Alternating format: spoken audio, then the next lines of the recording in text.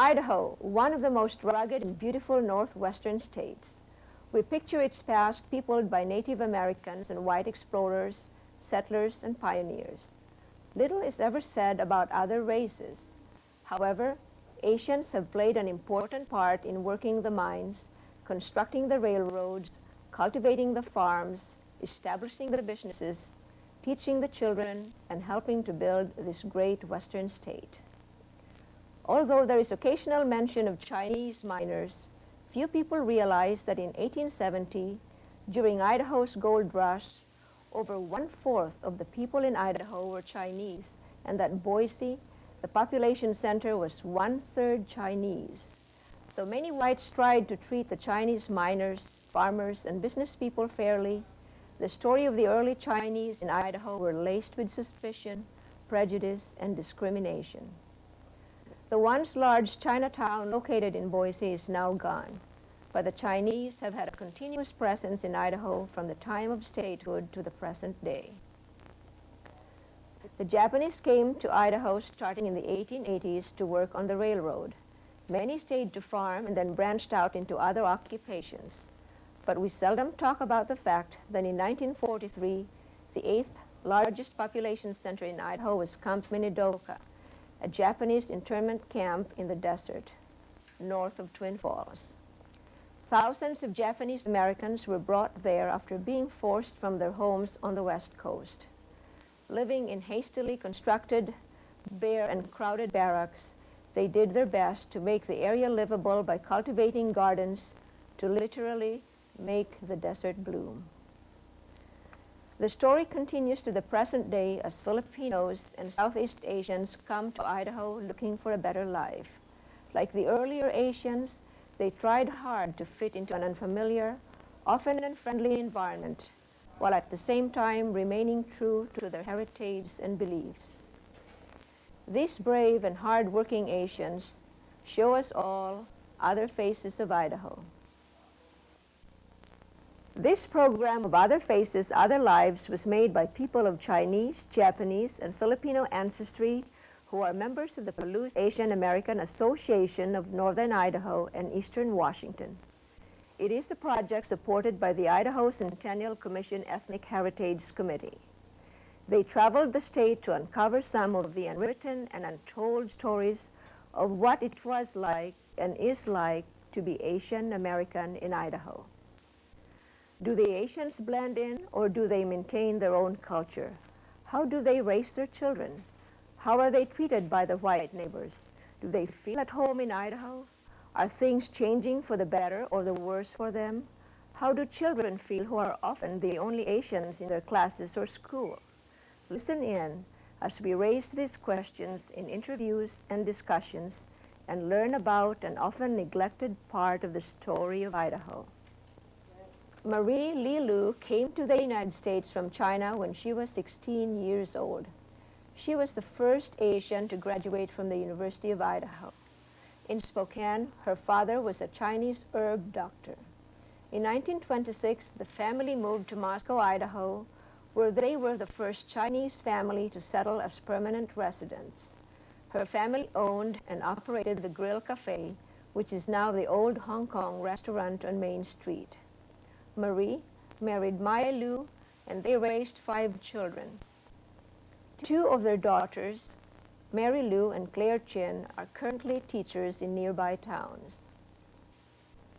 In the 1920s, gaining the acceptance of the white community was difficult, and to this day, the Lus and Chins face occasional prejudice. But Marie and her family have found that their Chinese values of strong family unity and hard work have helped them to find a true home in Moscow, Idaho. How come that we went into the restaurant business was my father and mother came, well, he said, well, let's go around the Palouse country, see what it's like, you know. So they came over here and went to Moscow and went to a Huff's Cafe to get my little sister, 3-year-old sister, some cookies. Well, before they left the Huff's Cafe, they bought the cookies and the cafe. So that's how come we started in Moscow.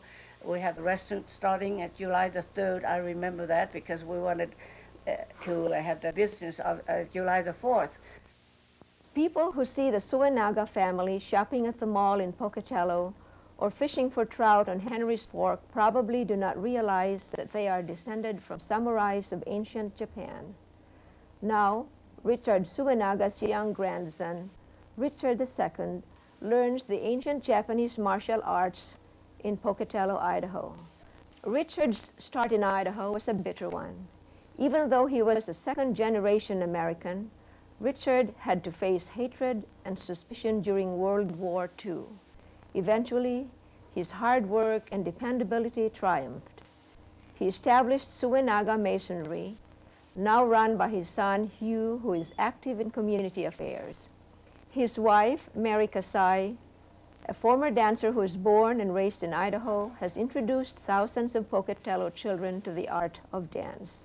She has taught dance classes throughout the country, including Los Angeles, Houston, Las Vegas, and San Francisco.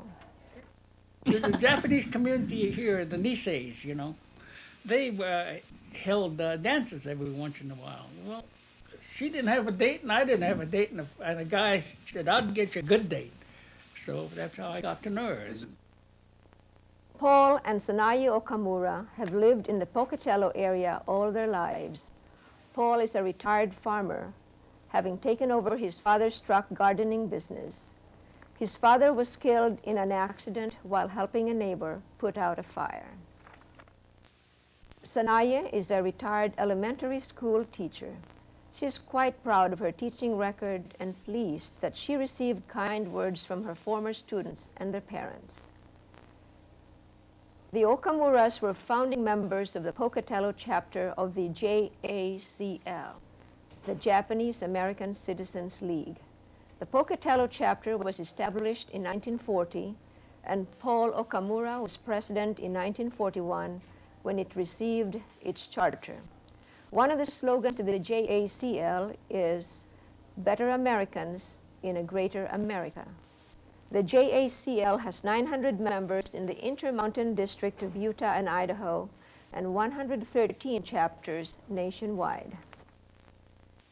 There were a lot of Orientals working for the railroad. And however, my father didn't work for the railroad, I don't know, a couple of years or so. And then he started a little truck garden on the edge of town. And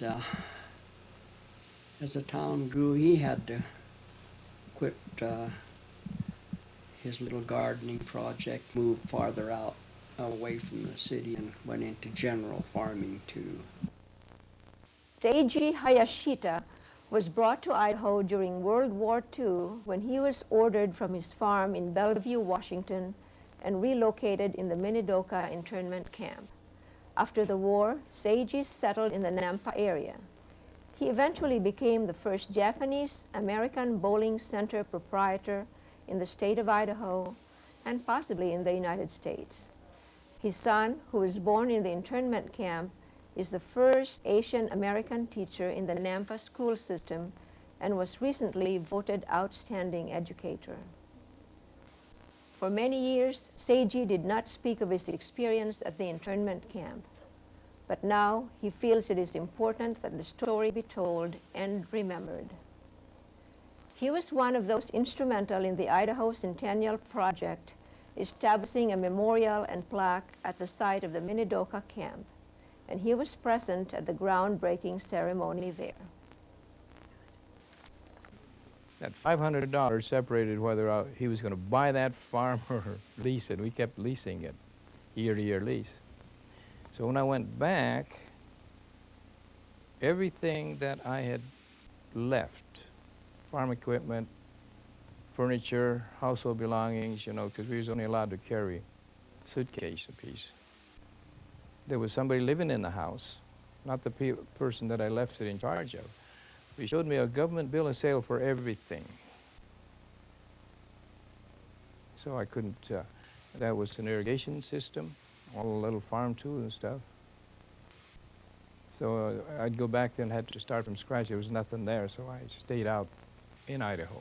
That's how I happen to be. One of the few that was from Bellevue. In fact, I'm the only one from Bellevue that's still in Idaho.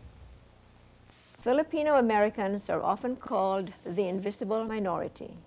They seldom congregate in special neighborhoods like Chinatowns and Little Tokyos, as their Chinese and Japanese counterparts often did. Unlike the Chinese and Japanese, early Filipino immigrants came from a territory of the United States, and they were brought up saluting and pledging allegiance to the American flag in grade school. The first Filipinos to come to the United States mainland in the 1920s were mainly farm laborers and house servants. But latter-day immigrants are largely college-educated and are most prominent in service fields such as medicine, engineering, and administration. Currently, I'm an administrator with the Department of Agriculture. In my work, I deal with legislature, with the farming community, the commissions in the states, potato commission, bean commission, alfalfa growers. I'm involved in certifying Idaho products to be exported to different countries.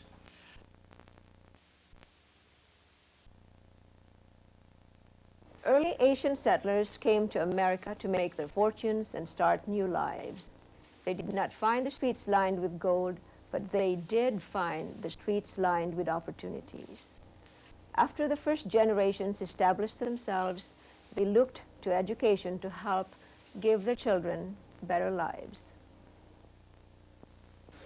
The earlier Filipinos that came, I think, is the equivalence of what the Mexicans are now. They were the laborers. That was the first wave of migration. Well, when we first came here, really, I was lost because when we came here, we saw only, well, my son was the only Filipino here. But then, a month later, we saw another Filipino married to an American. Then, from there, I tried to inquire where Filipinos are, if there are any Filipinos around. When we were having about, say, maybe about more 5 or 6 families, we started to have, he inspired them to that we should be having a community. I think most of them that came over, our parents that came over, they were looking for a better life. I think like most East Bay parents, they came with a dream of making and saving money quick and going back to Japan. I think that was their intent, from what I have gathered, talking to older people, most of them who are gone. My dad died at the age of 60, so I was 21 at the time. But he told me that that's what he planned to do. But in the meantime, money didn't grow on trees like they thought it was going to be. So then he started a family. So, you know, they gave up idea of going back. I think that's probably the way most of the families that settled here. Some of those that came a little later to the country before immigration was stopped, some were educated people, and they started businesses when they came here. But the very first ones that come over started working on farms, started working on railroads, started working on coal mines, mining. About 1920, the winter of 1920, I remember it was the winter time because the first time I saw snow was when we came over by boat into Seattle, the port of Seattle. And I saw the snow. I said, well, what's all this on the ground, you know? Well, they explained to me that snow, and that's the first time I saw that. And then my father went to Seattle to bring us back to Spokane. And then the first thing after we got home was I heard my father talking in the next room. I knew there was nobody there, you know. I can't understand what he was doing there. So I went around, and he was talking on the telephone. That's the first time I knew about the telephone. So about later on, in I think the first semester in 1921, I started in the grade school at the Hawthorne School in Spokane. I was just so thankful that, you know, my grandparents, both mom's dad, and also Grandpa Lou had the foresight to leave China and to give us the opportunities that we had, you know, for being Americans. It was just, I mean, it was just unreal. I just could not have imagined myself growing up in China. The United States has the best opportunity for everybody and anybody. I know one thing. If a person is healthy and they're willing to work, they never have to starve. Not in the United States. I feel good. When I was growing up, there were a lot of people who went out of their way to do a lot of things for me. And without those kinds of things that other people did for me, I don't think I would be what I am now. So I was born in Buell, Idaho, which is a tiny, tiny little community. It's still tiny. My folks had a restaurant there. And then from there, they moved to Shoshone and eventually moved to Blackfoot. And we had a restaurant there. Then later on, during the Depression, they had to give it up because of the business, you know. And they kept going in debt, so they finally gave that up, and then we moved to Pocatello. He came over more or less to make his fortune, as I think the general people, the men especially, did at that time. My father came over from Japan when he was just a young fellow, about 16 years old, and he never ever did go back. My mother came as a picture bride. So I don't know whether you're familiar with that, but you know, pictures were sent back and forth. But usually the family. When was that? What? About when was About 1918. And usually the families back in Japan knew each other, or because they would say, now, if your son would marry my daughter, or, you know, so on and so forth, you know. So that's how come the pictures would start going back and forth, and they would correspond. So my mother came over that way.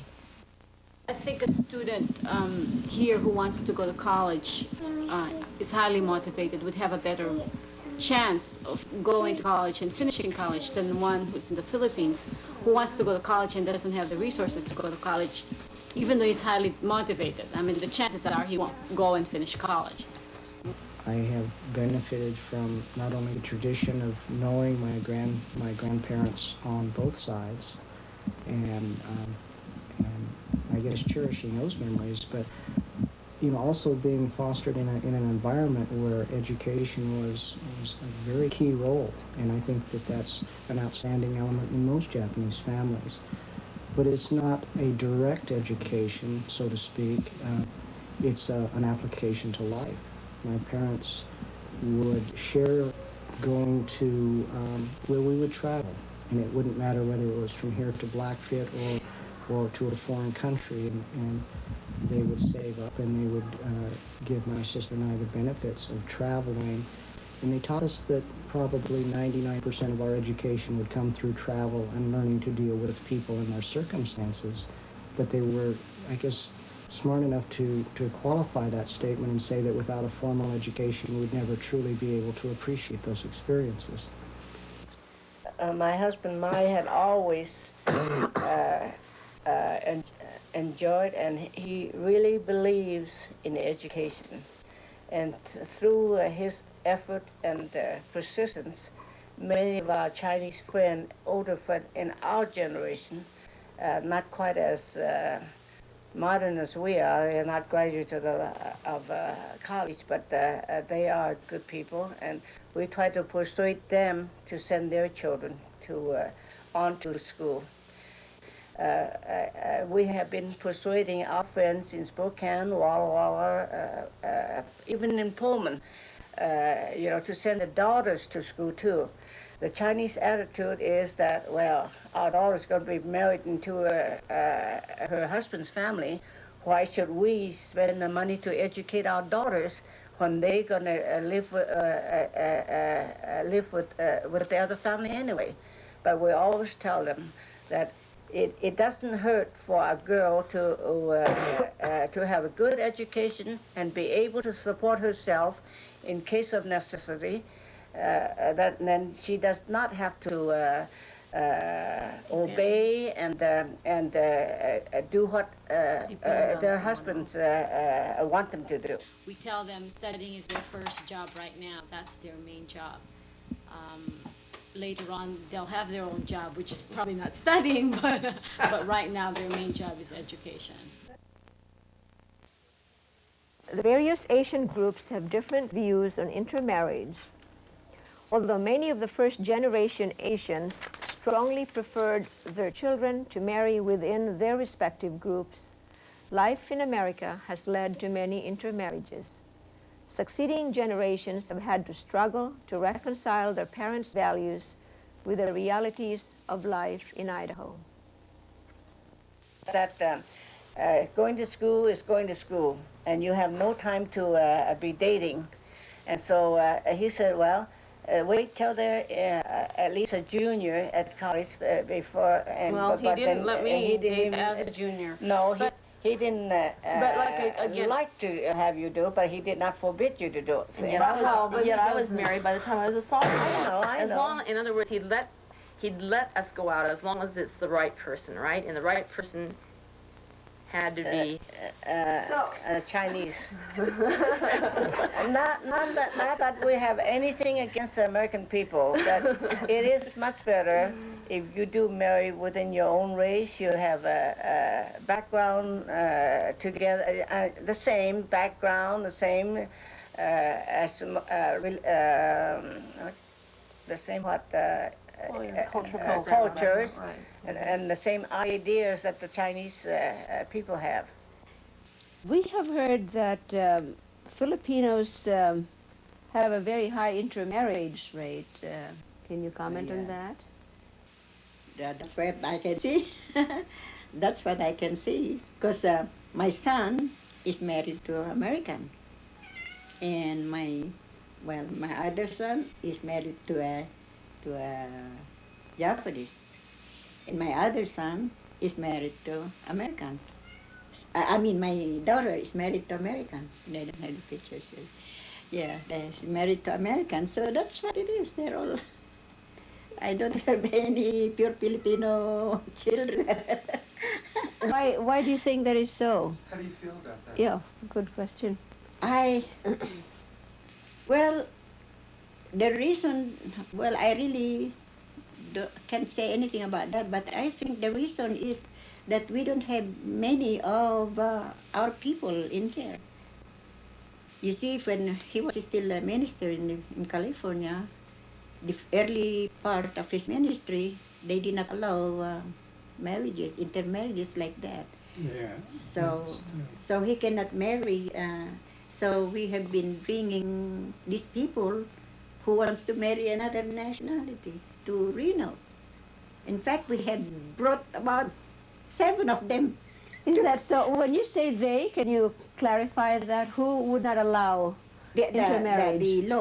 The law in California. In California? In California. Maybe in United States. I didn't know this far, yeah, but in California they didn't.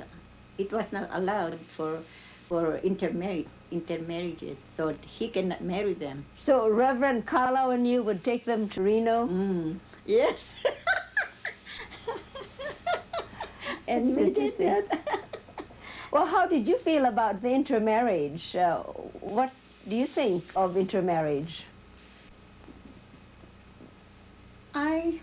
So far, like I have been talking to him, that in my observation here, there are many that we know who are as good as when they are Filipinos or they're Americans, it's themselves. See, there are many that I know that we deal with, that they have the best husbands. They have the best husbands in the American side. the races have been able to mix and be a cohesive group. You know, I always thought that when I was younger, I had a friend who was Caucasian, and he was a very dear friend because he just lived down the street a ways, and if something came up and he proposed to me, I still, as much as I thought of him, I wouldn't have thought of marrying him because at the time Caucasians were, you know, and Japanese marriages just didn't go. And they had all these laws too that regulated us from. So since that time, it's really been almost a complete turnover, and because we have children in his side of the family and mine too, who are married to Caucasians, and doing very nicely. And I think just as much of the daughter-in-laws as if they were Japanese, and I think the grandchildren naturally. They're just your grandkids. They're just extra special. And like you say, we've got blonde, well, darn near blonde, but blue eyes and curly hair. You know, I said, I've often wondered how Mother would think if she saw a curly-haired granddaughter or grandchild, because in Japanese it always has straight black hair. And here we have all our grandchildren who have pretty curly brown hair, you know, beautiful, all his complexion and everything, and somehow I feel like that the offsprings of an intermarriage, the children seem to be stronger and, well, healthier, better in stature, they're taller, they're better looking, they're much more intelligent in school. I mean, all the children, you know, have done very well in school. So they always talk about hybrids, you know, the first strain of a hybrid being so good, whether it's wheat or corn or whatever. I kind of think that with children, too. Each of us, when we graduated from high school, went to Hawaii for a summer. Get a And of course, chance we to- had been raised, you know, amongst, you know, in Moscow, you know, and essentially in an all Caucasian community. Atmosphere. And so when I went to Hawaii, it was the first time I had been immersed into, you know, a multicultural setting. And I realized when I came back that my dad was right, and that I would marry within my, you know, at least within the Orientals. And so then Leonard and I Leonard already was working on his master's, and so we started dating when I was a freshman in college, and I was married at the beginning of my sophomore year. And I really feel, and you can ask my own children this because they've also gone through this, but I still feel quite strongly. You would say you're raising your family, you and Leonard, and according to the more traditional Chinese way. Well, from the standpoint of who they marry, okay, and who they want to make lifetime commitments to as far as a family. How do you feel about that? I don't know. I've never thought about it. I just kind of think about more of getting through college and finding my own career before I even think of having somebody else to marry. They have a lot of priorities as to what kind of guys that we date.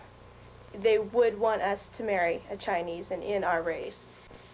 I agree, and I see their standpoint, but it's a modern world, and you're living in a white world, so I think of myself as both Chinese and American and white and stuff. Ludi's parents were, I'm sure, a bit apprehensive, more for her sake, I think, than mine. They were concerned that she wouldn't finish school, that she had been a valedictorian and all of these things in school, and they had great aspirations for her. She had great aspirations, and they thought when she married somebody from Caldwell. Yeah, somebody from Caldwell, Idaho. Where's she gonna go, right? So I think it's worked out all right. Yeah. You agree with that? I think it's also, you know, parents never tell you really what, you know, how they feel. I mean, it's part of the culture. They infer, right? I mean, it's all infer. And I think my mom has inferred to me that when she grows old, I won't be there as a girl. Usually the woman takes care of your aging parents, and she was quite apprehensive about that I won't be around. Of course, because I follow my husband. Is that what she was worried about? So how is it now? She comes every 2 years, sometimes with my mom or with with my dad, and she comes and visit, and I tell her, when she needs me, I'll be ready, And she likes being around my kids too, so that has worked out really well. My mother would have been worried if I married somebody else. Just, be sure you know what you're doing, be sure it works. No They specific. were afraid of divorce because they had the idea that everybody in America gets divorced. At the time we were going to get married, another one from Los Baños, my hometown, I was in the process of getting divorced with his American wife, who happens to be a good family friend. So that was something that my mother asked, well, are you aware of this? Are you aware of that? I, of course, said yes. But like any idealist, it never happened to me. All Asian groups have experienced forms of discrimination.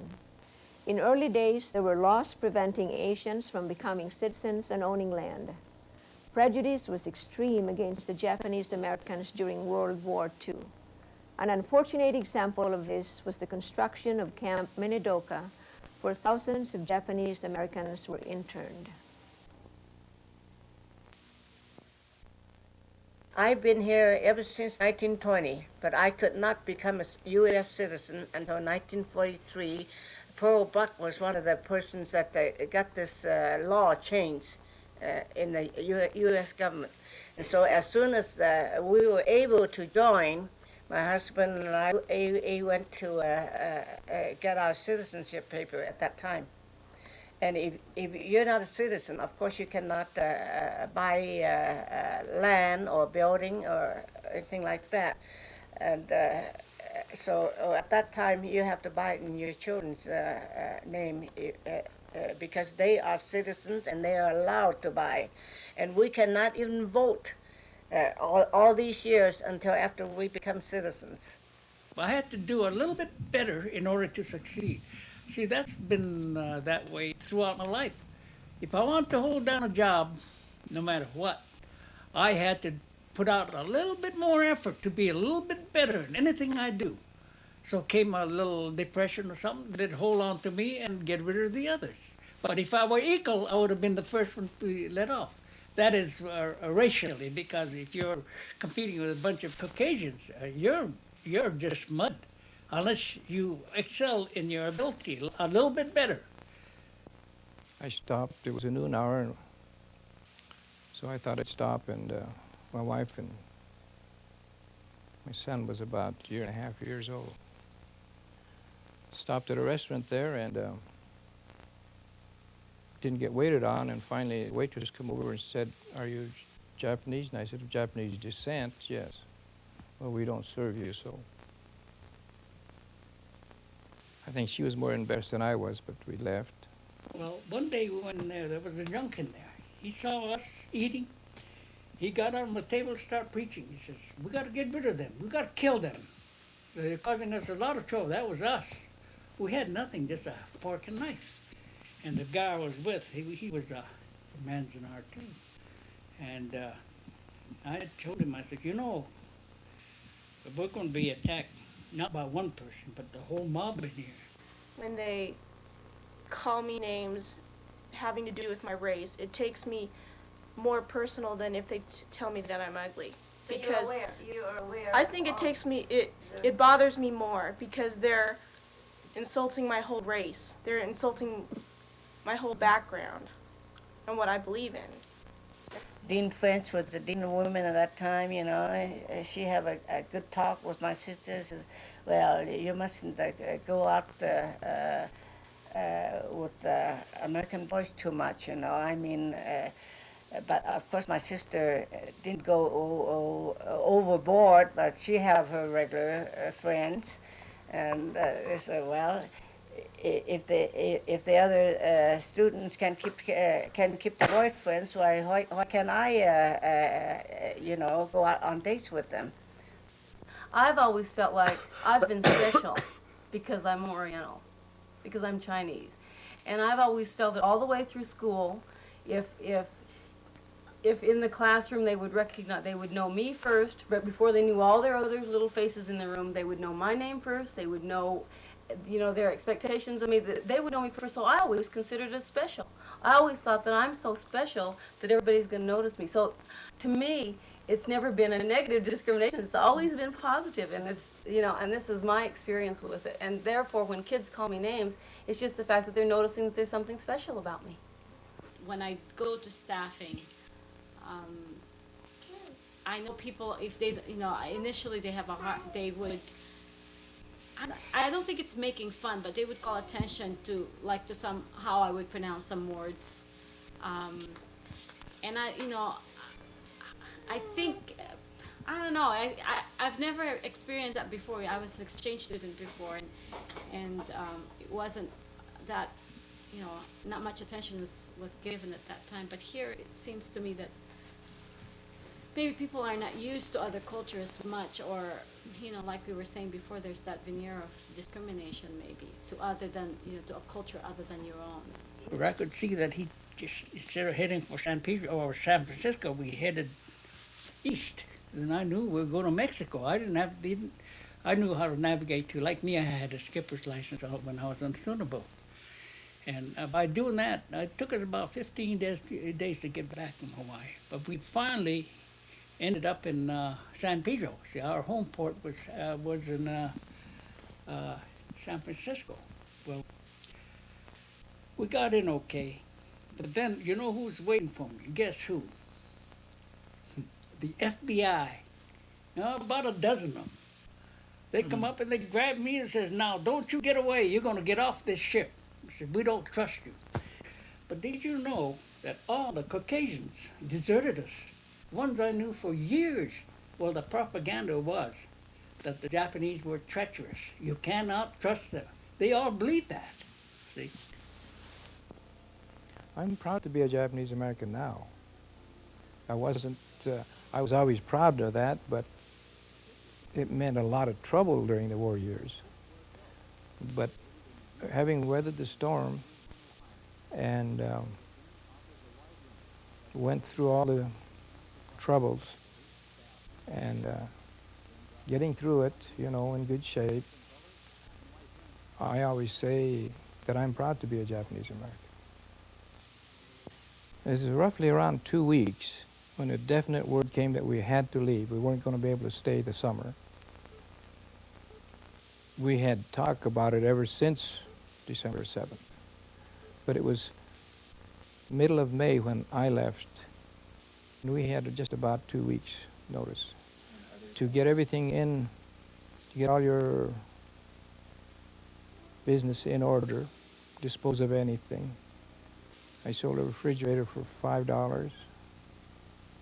Sold a pickup, 1936 model Ford pickup for $50.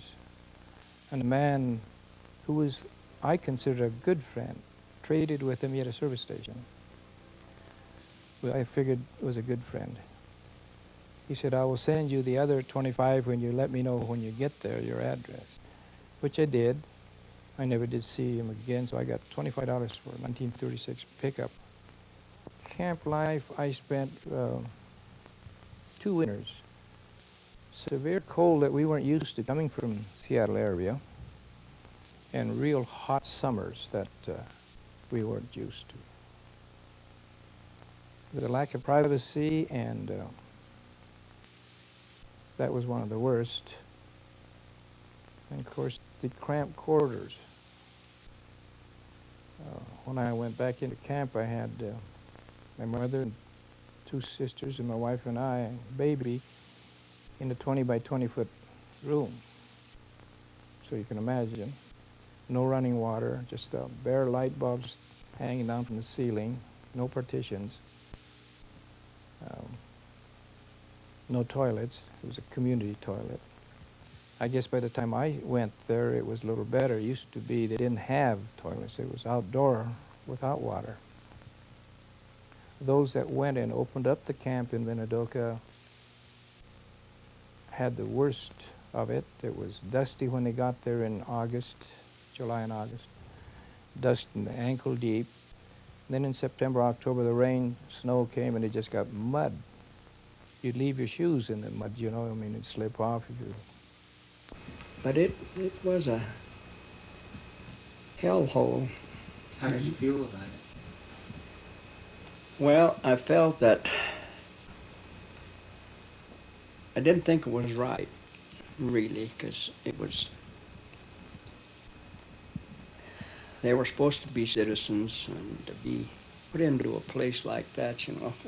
I guess I more or less thought that they were entitled to more than that if they had to be put under some kind of security, but so I didn't think it was at all fair. I gotten over the disappointment I had and went through the hardships I went through on account of evacuation. But there are people that need to know and people that would understand if they got the story. But if they just read propaganda and listen to it and never been told, they would carry that on. They'd be teaching that to their children. It'll continuously grow. This experience that we went through should never happen to any group of people. I think this monument is long overdue. The Japanese American Citizens League supported it with money. We support it as an educational tool. We support it as a reminder to all Americans of America's rather sordid past. You, a youngster, don't realize that. Any of you don't realize what happened to us. I know that a lot of people at my school do like me, but they always know that I'm there for them when they need me. That's nice. Do they know that you're half Japanese? Mm-mm. No? I didn't tell them. No. Do any of the kids that you play with give you trouble because you're half Japanese? No, but there's one kid who did when I was at my little girl's school. But that wasn't because you were Japanese. That's just because you were being a kid. I was only 3 years old. If there's any discrimination right now, it's probably more in a positive way than a negative. I think those that are still continuing to discriminate are probably a little bit ignorant of the facts. You know, when I say a positive discrimination, I think because of my father and people like him and our grandfathers, they earned the right. They earned that respect, I think, from this community and the country in general. And so, if anything, it's more a matter of pride now to be Japanese, because so much more is expected of you. But it's a wonderful challenge that I think that we're, as a race, I think we're up to. How are your children doing? Are they being discriminated against? No, I feel that they're looked up to. They adapt and they accept all of the different races very, very well. In fact, you know, one of the things that I'm happy to say is that when someone else, for example, a black, is discriminated, my children can't understand that, and they usually side with that poor, unfortunate child. As long as the country realizes that we need immigrants to help us in our industries, our labor supply, I don't think it will happen. But when that happens, though, then we probably have some people in Washington who don't realize the significance of keeping our industries moving or keeping our society far developed or far more developed than other countries like Japan or Europe. They look beyond what color you are, what race you are. They look for the person. They definitely do. So, I mean, sure, you'd have some people, you know, look at the outside. I think it's try just as any other person, because we've been friends for 2.5 years now, and no difference, really. As time goes on, Asian families have had to compromise between maintaining the traditions of the past and adjusting to the culture of the present.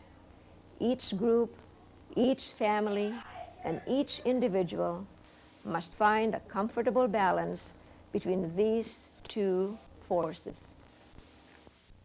They used to have what they call Japanese language summer schools here before World War II. And most of us attended those, and we were taught the basics, how to read and write. But through not using it, I have lost all of mine.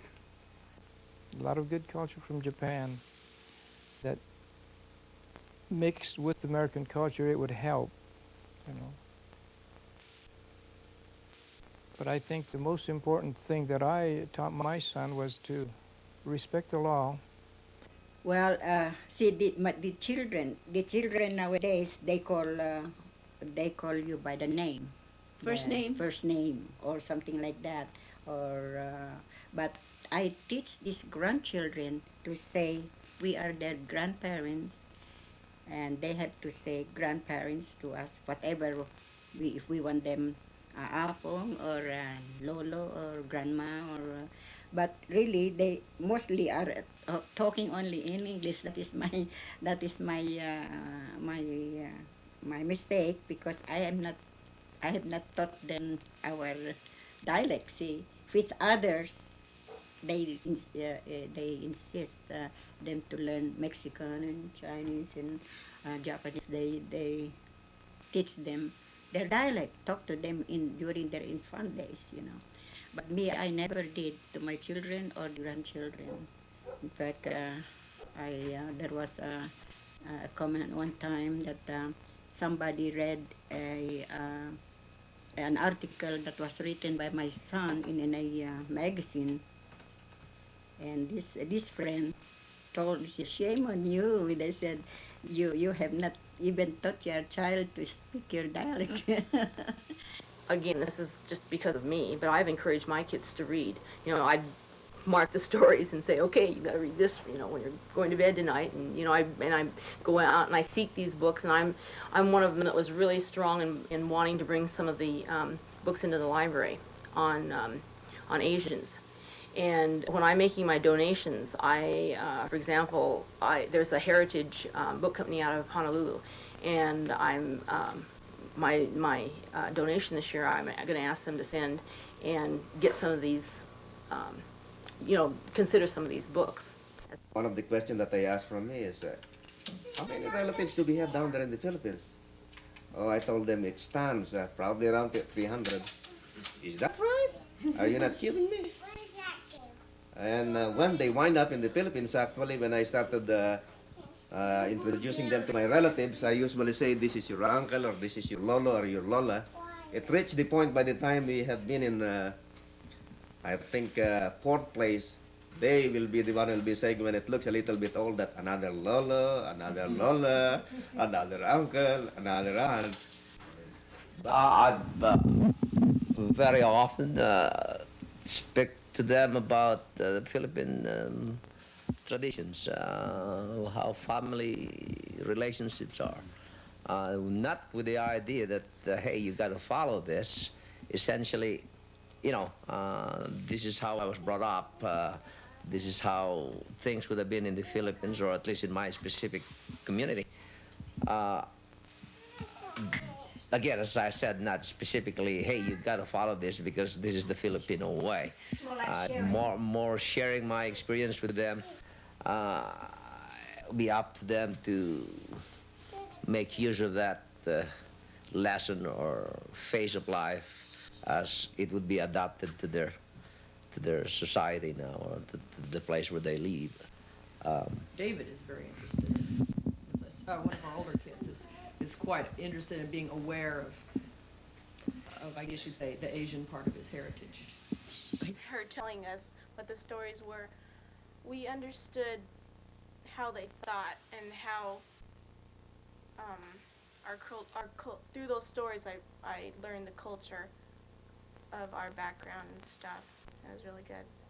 They don't perceive themselves any different from the other kids, and I think that's a very healthy attitude, you know. And I think they can weather anything, you know, that will come their way, having that kind of an attitude that, you know, I'm not different from, I'm a person like you, basically. I'm not saying they're colorblind, but, you know, they know their heritage, but they're also asserting that I'm a person first before I'm a Filipino American, you know. And I think that's, you know, and I'm glad I'm hearing that from all these kids. Growing up with my parents, it was a fairly typical American family where there wasn't a lot of real closeness. And when you got to be 18, you left home and you rode every so often and went back on major holidays. But there was not a real closeness. And going to the Philippines, it was really an experience being able to share that real tight cohesiveness that extends clear into people that you barely even know. And that was very powerful to me, and I don't want my children to lose it. They have a sense of obligation and responsibility, and I've tried to impress that on my children.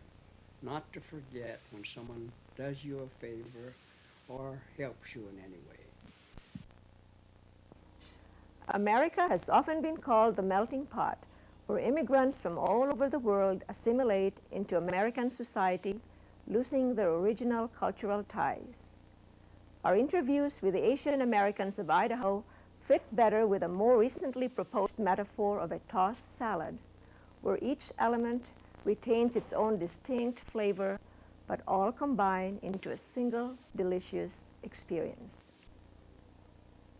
Certainly, Idaho has become richer because of the contributions and hard work of the Asian Americans.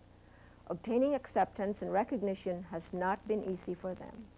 But in spite of the struggles of starting life over in a strange land and the pain of the prejudice they have had to face, the people we spoke with place a high value on the beauty and advantages of the state in which they live. One constant theme heard in all our interviews was that Idaho is my home. That I'd rather live in Nampa than anywhere else, or in Idaho someplace than anywhere else, especially western Idaho. As far as Pocatello goes, I think it's a good town. I wouldn't be anywhere else. I feel that Moscow and the University of Idaho and Washington State too help our family to be what we are. And Idaho is a very good state to be in, and we lived in, my parents and I lived in Washington for 6 years, but really Moscow is my home.